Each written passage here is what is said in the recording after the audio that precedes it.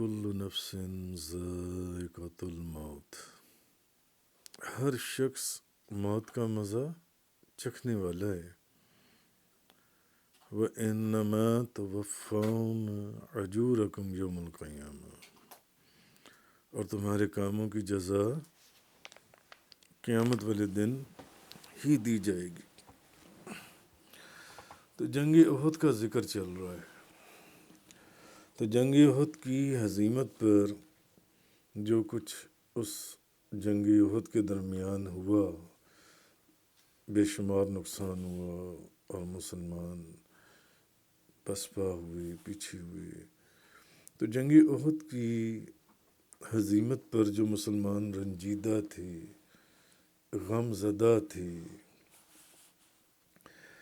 پریشان تھے، تو اس آیت میں بھی جس طرح پہلے بے شمار آیات کے اندر ان کو تسلی دی گئی اور منافقوں کو ان کے طعنوں کا جواب دیا گیا کہ منافق یہ کہتے تھے کہ اگر اس جنگ میں ہمارے مشورے پر عمل کیا جاتا اور مسلمان شہر میں بند ہو کر لڑتے تو پھر اس جنگ کے اندر اتنے مسلمان مارے نہ جاتے، مگر چونکہ ہمارے مشورے پر عمل نہیں کیا گیا، کیونکہ وہ بیچ میں منافق بھی تھے، وہ جو نئے نئے صحابہ کرام تھے، نئے نئے مسلمان ہوئے تھے، وہ ایک علیحدہ بات ہے، مگر انہی کے اندر منافق بھی موجود تھے جو ان کا بھیس بدل کر بیٹھے ہوئے تھے صحابہ کرام کا۔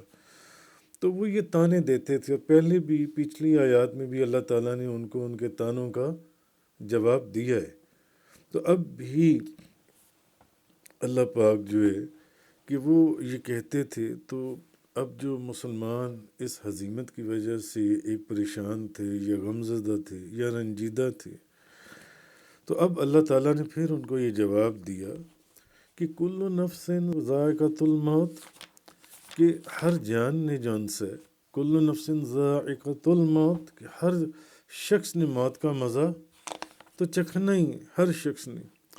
تو اگر چلو سپوز کہ وہ مسلمان اس جنگ میں نہ مارے جاتے، ایک منٹ کے لیے تمہاری بات مان بھی لی جائے کہ اگر وہ مسلمان اس جنگ میں نہ مارے جاتے، جن کا تم کہتے ہو کہ اگر وہ شہر کے اندر رہ کر جنگ لڑتے تو اس طرح قتل نہ کیے جاتے، تو تب بھی اگر انہیں وہ اس جنگ میں نہ مرتے، تب بھی کیا انہیں ایک نہ ایک دن مرنا نہیں ہے؟ ایک نہ ایک دن تو ان کو مرنا ہی تھا نا، ایک نہ ایک دن۔ تو پہلے کوئی ہمیشہ زندہ رہا اور نہ کوئی زندہ رہے گا بعد میں، نہ پہلے کوئی ہمیشہ زندہ رہا ہے اور نہ بعد میں کبھی کوئی ہمیشہ زندہ رہے گا۔ تو پھر تم ان مسلمانوں کے مرنے پر غم کیوں کرتے ہو؟ جو تو مسلمان تھے ان کو بھی تسلی دے دی کہ تم ان مسلمانوں کے مرنے پر پھر غم کیوں کرتے ہو، کیوں پریشان ہوتے ہو، اور منافقوں کو بھی جواب دے دیا کہ تم جو یہ بات کہتے ہو کہ اگر شہر کے اندر مدینہ منورہ کے اندر رہ کر لڑتے تو اتنے مسلمان قتل نہ کیے جاتے، شہید نہ ہوتے، تو پہلے تو یہ بتاؤ کہ اگر اس جنگ میں نہ بھی مرتے تو کیا زندگی میں کبھی انہوں نے نہیں مرنا تھا؟ ایک نہ ایک دن تو سب نے مرنا ہی ہے، مرنے کا دن تو ہر ایک کا قریب ہے، بس اپنی اپنی باری ہے۔ تو خیر، تو پھر تم کیوں غم کرتی ہو؟ خصوصاً اس لیے کہ وہ شہادت کی موت مریں، اس لیے کہ جو اللہ نے، مرنا تو انہوں نے تھا ہی ایک نہ ایک دن، مگر یہاں انہوں نے شہادت کا رتبہ یا شہادت کا مقام پایا، تو کیا اس لیے تم یہ باتیں کرتے ہو کہ وہ شہادت کی موت مریں؟ اور شہداء اللہ کے نزدیک زندہ ہیں، اور تم جانتے ہو کہ ان کو رزق دیا جاتا ہے، اور وہ اللہ کی نعمتوں پر بہت خوش ہیں، بہت خوش ہیں۔ تو پھر اللہ تعالیٰ نے تمہیں دنیا میں ایمان اور اعمال صالحہ کا اجر بھی عطا فرمایا، پھر جنگ بدر میں تمہیں فتح عطا کی، پھر جب تم مکہ مکرمہ میں رہے تو تم کفار کے قتل سے اللہ نے تمہیں بچائے رکھا، حالانکہ مکہ مکرمہ میں تو تم کفار کے نرگے میں تھے، کفار کے اندر رہتے تھے، مگر اللہ نے تمہیں محفوظ رکھا نا۔ تو یہ باتیں کرنے کی نہیں ہیں کہ اگر مدینہ طیبہ کے اندر رہ کر لڑتے تو اتنے قتل نہ کیے جاتے، تو اگر آج قتل نہ ہوتے، آج نہ مرتے، تو ایک نہ ایک دن تو مرنا ہی تھا نا۔ تو وہ اللہ نے فرمایا کل نفس ذائقۃ الموت۔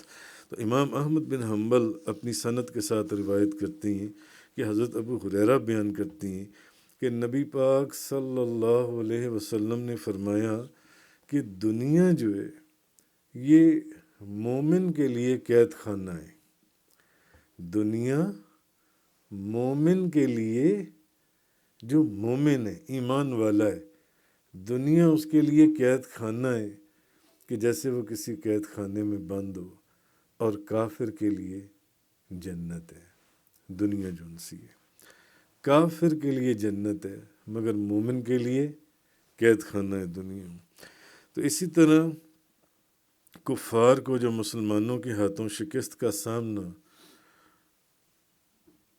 ہوا یا ہوتا رہتا ہے، تو یہ ان کا جانی اور مالی نقصان جو ان سے ہوتا ہے، یہ بہت تھوڑا ہے، یہ بہت تھوڑا عذاب ہے۔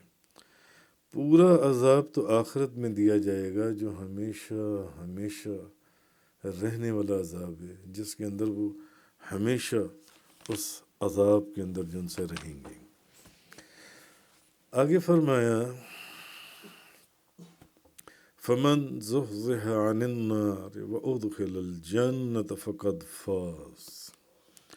سو جو شخص دوزخ سے دور کیا گیا، جو بندہ دوزخ سے دور کر دیا گیا اور جو جنت میں داخل کر دیا گیا، فقد فاز، وہی کامیاب ہے۔ اللہ پاک نے فرمایا جو دوزخ سے دور کر دیا گیا اور جنت میں داخل کر دیا گیا، وہی کامیاب ہے، وہی بندہ، وہی شخص جو ان سے اللہ پاک نے فرمایا۔ اچھا، اب اور دنیا کی زندگی تو صرف دھوکے کا سامان ہے، دنیا کی زندگی جو ان سے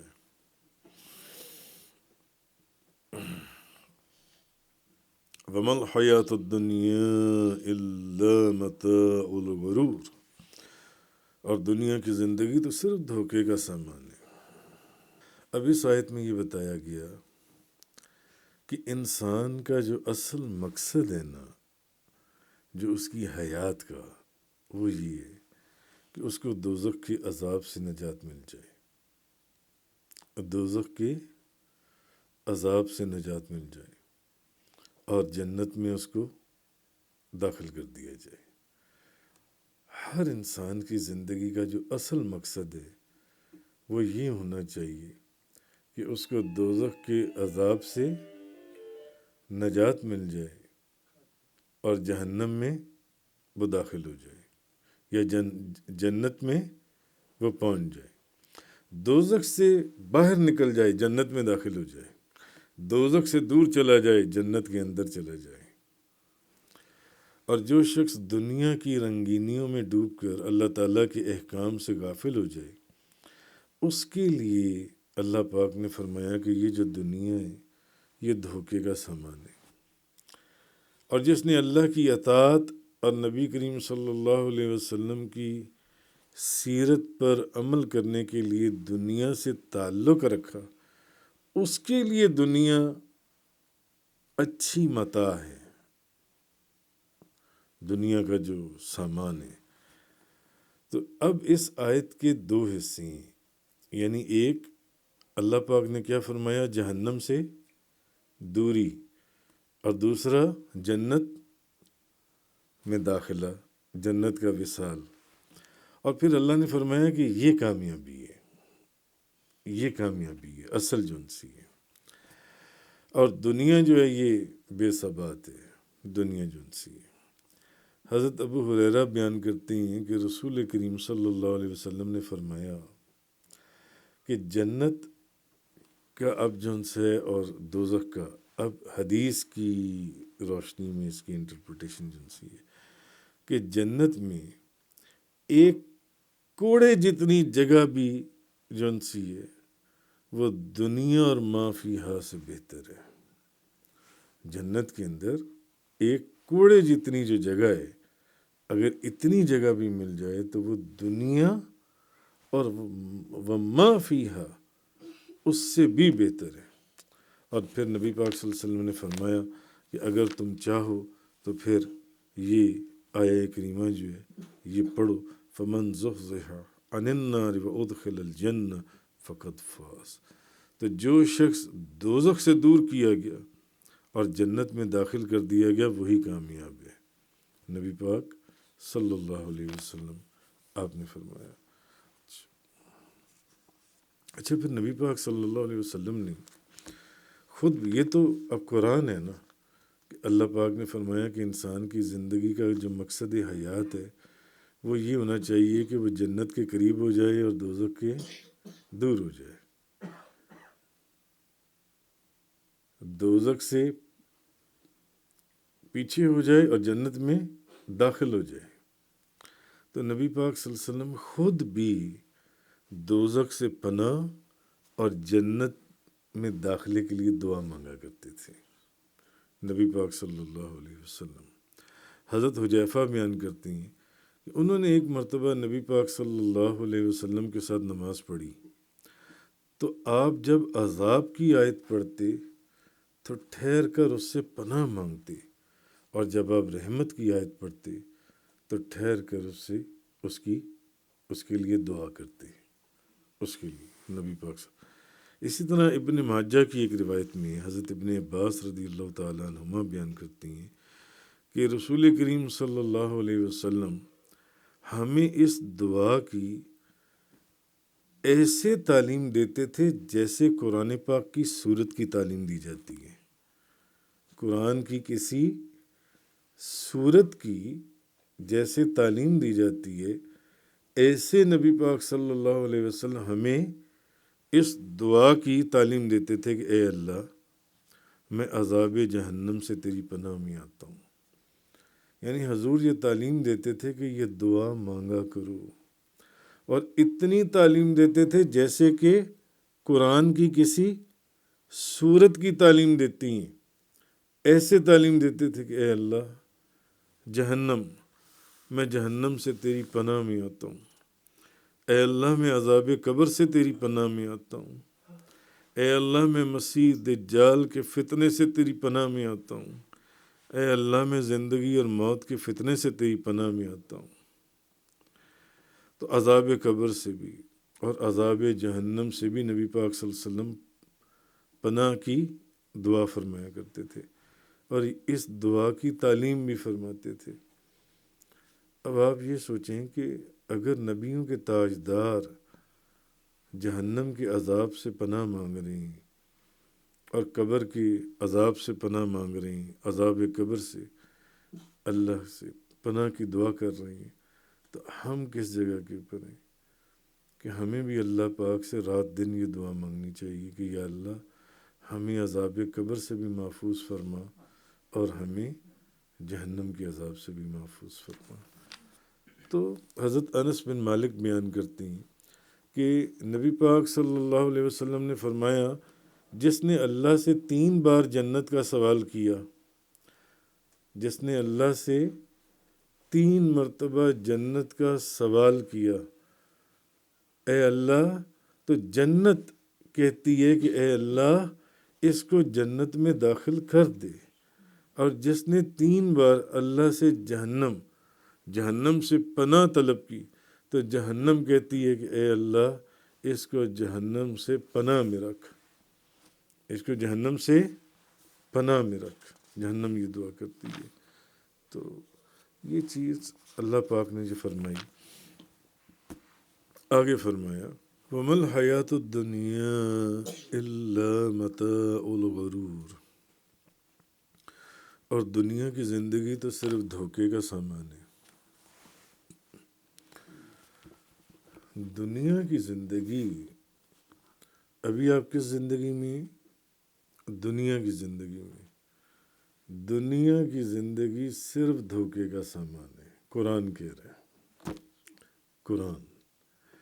دنیا کی زندگی دھوکے کا سامان ہے، اصل جو زندگی ہے اس کا آغاز تو ہماری مرنے کے بعد ہے، اصل زندگی کا جو آغاز ہے۔ دنیا کی زندگی 40 سال ہے، 50 سال ہے، 60 سال ہے، 55 سال ہے، 70 سال ہے، دھوکے کا سامان ہے دنیا کی زندگی، تو صرف دھوکے کا سامان ہے۔ ایک جگہ اللہ پاک نے فرمایا انما الحیات الدنیا لعب و لہو و زینت و تفاخر بینکم و تکاثر فی الاموال والاولاد کمثل غیث اعجب الکفار نباتہ ثم یہیج فتراه مصفرا ثم یکون حطاما وفی الآخرۃ عذاب شدید و مغفرۃ من اللہ ورضوان وما الحیات الدنیا الا متاع الغرور، کہ یقین کرو دنیا کی زندگی، اللہ پاک کیا فرما رہے، کھیل اور تماشا ہے۔ دنیا کی زندگی کھیل اور تماشا ہے اور عارضی زینت ہے، عارضی چند دنوں کی، کچھ تھوڑے سے وقت کی اور ایک دوسرے پر فخر اور برتری اور مال اور اولاد میں زیادتی طلب کرنا ہے۔ تو اس کی مثال دنیا کی زندگی کی اللہ نے اس بارش کی طرح کی ہے کہ جس سے پیداوار کسانوں کو اچھی لگتی ہے، اچھا پھر وہ پیداوار خشک ہو جاتی ہے اور تم دیکھتے ہو کہ وہ زرد ہو گئی، پھر وہ ریزہ ہو جاتی ہے، اور آخرت میں نافرمانوں کے لیے سخت عذاب ہے اور فرما برداروں کے لیے اللہ کی مغفرت ہے، فرما برداروں کی اور اس کی خوشنودی ہے۔ اور دنیا کی زندگی تو صرف دھوکے کا سامان ہے، دھوکے کا سامان۔ اچھا ایک جگہ اور بھی اللہ پاک نے فرمایا من کانا یرید الحیات الدنیا وزینتها نوفی الیہم اعمالہم فیہا وہم فیہا لا یبخسون، جو لوگ صرف دنیا کی زندگی اور اس کی زینت کے طالب ہیں، دنیا کی زندگی اور اس کی زینت خوبصورتی کے، ہم ان کو دنیا میں ان کے اعمال کا پورا بدلہ دیں گے اور اس میں کوئی کمی نہیں کی جائے گی۔ اولئک الذین لیس لہم فی الآخرۃ الا النار، یہ وہ لوگ ہیں جن کے لیے آخرت میں عذاب، آگ کے سوا کچھ بھی نہیں ہے۔ جو دنیا کی زینت اور دنیا کی خوبصورتی کے اندر ملوث ہو گئے، اس کے علاوہ ان کے لیے کچھ بھی نہیں ہے۔ وَحَبِطَ مَا صَنَعُوا فِيهَا وَبَاطِلٌ مَا كَانُوا يَعْمَلُونَ، اور انہوں نے دنیا میں جو کچھ کیا وہ ضائع ہو گیا اور ان کے اعمال اکارت ہو گئے، اکارت چلے گئے۔ امام بخاری روایت کرتے ہیں، حضرت عبداللہ بن عمر رضی اللہ تعالیٰ عنہما بیان کرتے ہیں کہ رسول اللہ صلی اللہ علیہ وسلم نے میرا کندھا پکڑ کر فرمایا تم دنیا میں اس طرح رہو جیسے مسافر ہو۔ حضرت عبداللہ بن عمر کو، تم دنیا میں کس طرح رہو جیسے مسافر ہو۔ کیا مسافر سدا سفر میں رہتا ہے؟ ظاہر ہے جہاں کا سفر کر رہا ہے وہ اس کی منزل ہے، اس نے، یا پھر نبی پاک صلی اللہ علیہ وسلم نے فرمایا کہ تم ایسے رہو جیسے سڑک پار کرنے والا، یا تو ایسے رہو جیسے کہ مسافر ہوتا ہے، دوسرا نبی پاک صلی اللہ علیہ وسلم نے فرمایا یا ایسے رہو جیسے کہ سڑک پار کرنے والا، بس اس نے سڑک پار کرنی ہے، سڑک پار۔ تو حضور نے فرمایا کہ ہمیشہ نیک عمل کرتے رہو اور اپنی صحت کے ایام میں بیماری کے لیے عمل کر لو اور زندگی میں اپنی موت کے لیے عمل کر لو، کیونکہ وقت بہت کم ہے۔ حضرت علی نے فرمایا کہ دنیا سفر کرتی ہوئی جا رہی ہے اور آخرت سفر کرتی ہوئی آ رہی ہے۔ حضرت علی کرم اللہ تعالی وجہ الکریم کا قول ہے، دنیا سفر کرتی ہوئی جا رہی ہے اور آخرت سفر کرتی ہوئی آ رہی ہے، اور ان میں سے ہر ایک کے بیٹے ہیں، تو تم ابن الآخرت بنو، ابن دنیا نہ بنو۔ تو آج عمل کا موقع ہے، آج عمل کا موقع ہے کہ آج تو آپ کا حساب کتاب نہیں نہ ہو رہا، آج آپ کو عمل کا وقت دیا گیا ہے۔ حضرت علی فرما رہی ہیں آج عمل کا موقع ہے، حساب کا وقت نہیں ہے۔ اور کل حساب ہوگا، اس وقت عمل کا وقت نہیں رہے گا، اس وقت عمل کا موقع نہیں دیا جائے گا، اس وقت عمل کا وقت نہیں رہے گا۔ آج آج اس وقت حساب ہوگا، عمل کا وقت آج ہے۔ حضرت عبداللہ بن مسعود رضی اللہ تعالیٰ عنہ بیان کرتے ہیں کہ نبی پاک صلی اللہ علیہ وسلم نے فرمایا، تم میں سے کون اپنے اس مال کا وارث ہے جو اس کو اپنے مال میں بہت پسند ہو؟ تم میں سے کون اپنے اس مال کا وارث ہے جو اس کو اپنے مال میں سے بہت پسند ہو؟ تو صحابہ کرام نے عرض کیا، یا رسول اللہ، اپنا مال تو ہر کسی کو ہی پسند ہوتا ہے۔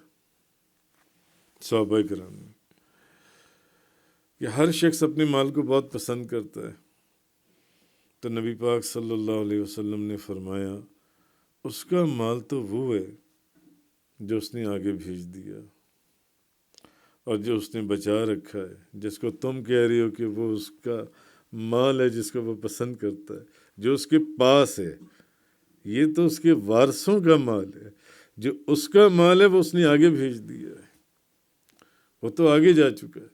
یہ جو مال تمہیں نظر آ رہا ہے اس کے پاس، یہ تو اس کے وارثوں کا مال ہے جو تم کہہ رہی ہو کہ اس کو بہت پسند ہے، ہر شخص کو بہت پسند ہوتا ہے۔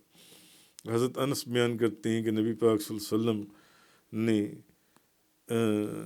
خوان پر نہیں کھایا یہاں تک کہ آپ کا وصال ہو گیا، اور آپ نے پتلی چپاتی نہیں کھائی یہاں تک کہ آپ فوت ہو گئے۔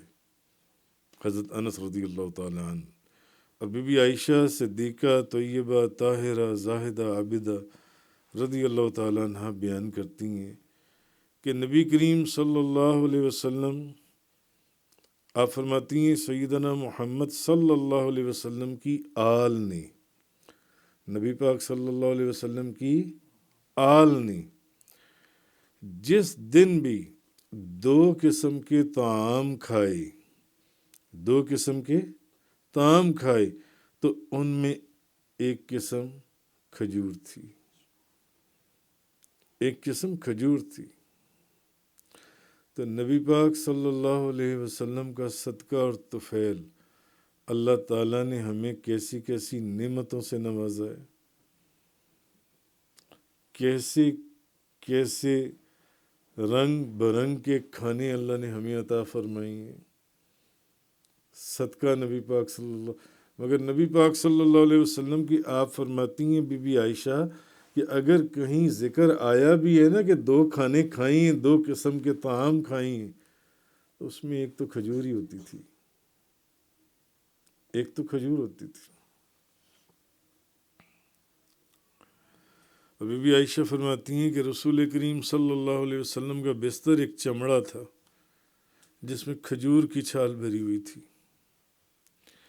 پھر بی بی عائشہ صدیقہ رضی اللہ تعالیٰ عنہا بیان کرتی ہیں کہ ہم پر ایسا مہینہ آتا تھا کہ پورا مہینہ ہمارے گھر آگ نہیں جلتی تھی، اور ہم صرف یا تو پورا مہینہ کھجور کھاتے تھے یا ہم صرف پانی پیتے تھے۔ بی بی عائشہ صدیقہ فرما رہی ہیں شاید کہ کبھی کہیں سے گوشت آ جاتا، کسی کے گھر سے آ جاتا، ورنہ پورا مہینہ ہمارے گھر میں آگ نہیں جلتی تھی۔ نبی پاک صلی اللہ علیہ وسلم کے یا کھجور کھائی جاتی تھی یا پانی پیا جاتا تھا جس سے پیٹ بھرا جاتا تھا، بس۔ اور حضرت ابو ہریرہ بیان کرتی ہیں کہ رسول اللہ صلی اللہ علیہ وسلم نے دعا کی کہ اے اللہ آل محمد کو اتنا رزق دے جس سے بس رشتہ حیات برقرار رہے. رشتہ حیات صرف زندگی کا رشتہ قائم رہے، زندگی قائم رہے، اتنا رزق دے جن سے. پھر بھی عائشہ صدیقہ طیبہ طاہرہ زاہدہ عابدہ رضی اللہ تعالیٰ عنہ بیان کرتی ہیں کہ جب سے نبی کریم صلی اللہ علیہ وسلم مدینہ طیبہ آئی، آپ کی آل نے 3 دن مسلسل گندم نہیں کھائی، یہاں تک کہ آپ اپنے رفیق اعلیٰ سے جا ملے. 3 دن مسلسل گندم نہیں ملتی تھی جب تک مدینہ طیبہ میں رہے آپ کی آل اولاد میں. 3 دن مسلسل گندم کی روٹی نہیں کھا سکے، اور جہاں 2 طعام ہوتے تو 1 کھجور ہوتی، اور بعض اوقات 1 مہینہ گھر میں آگ نہیں جلتی تھی اور صرف کھجور اور پانی کے اوپر گزارا کیا جاتا تھا. مگر آج اگر آپ دیکھیں تو فقیر سے فقیر بندہ بھی جو ہے، مانگنے والا جو بندہ ہے، اس کے بھی گھر 2 کھانے، 2 سالن بنی ہوتی ہیں، 2 کھانے بنی ہوتی ہیں. کون بندہ ہے جس کے گھر میں گندم کی روٹی نہیں ہوگی؟ ہر شخص کے گھر میں گندم کی روٹی، صدقہ نبی کریم صلی اللہ علیہ وسلم کا. پھر ایک حدیث میں حضرت عائشہ صدیقہ بیان کرتی ہیں کہ رسول اللہ صلی اللہ علیہ وسلم نے کبھی ایک دن میں 2 مرتبہ روٹی اور زیتون کا تیل پیٹ بھر کر نہیں کھایا. نبی پاک صلی اللہ علیہ وسلم نے کبھی ایک دن میں 2 مرتبہ روٹی، کہ کبھی کوئی ایسا دن نہیں گزرا جس میں آپ نے ایک دن میں 2 مرتبہ روٹی کھائی ہو، 2 مرتبہ روٹی گھر پر میسر ہو، یا زیتون کا تیل. پھر ایک حدیث میں حضرت عتبہ بن غزوان رضی اللہ تعالیٰ عنہ بیان کرتی ہیں کہ میں نبی پاک صلی اللہ علیہ وسلم کے ساتھ 7واں شخص تھا، اور ہمارا جو کھانا ہوتا تھا طعام، وہ درخت کے پتوں کے سوا اور کوئی چیز نہیں تھی.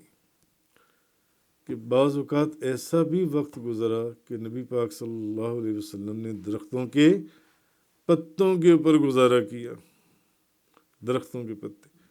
حضرت انس بن مالک بیان کرتے ہیں کہ رسول اللہ صلی اللہ علیہ وسلم نے فرمایا میت کے ساتھ 3 چیزیں جاتی ہیں اور 2 لوٹ آتی ہیں اور 1 رہ جاتی ہے. اس کے ساتھ اس کے گھر والے، اس کا مال اور اس کا عمل جاتا ہے. اس کا اہل اور اس کا مال لوٹ آتے ہیں اور اس کا عمل رہ جاتا ہے.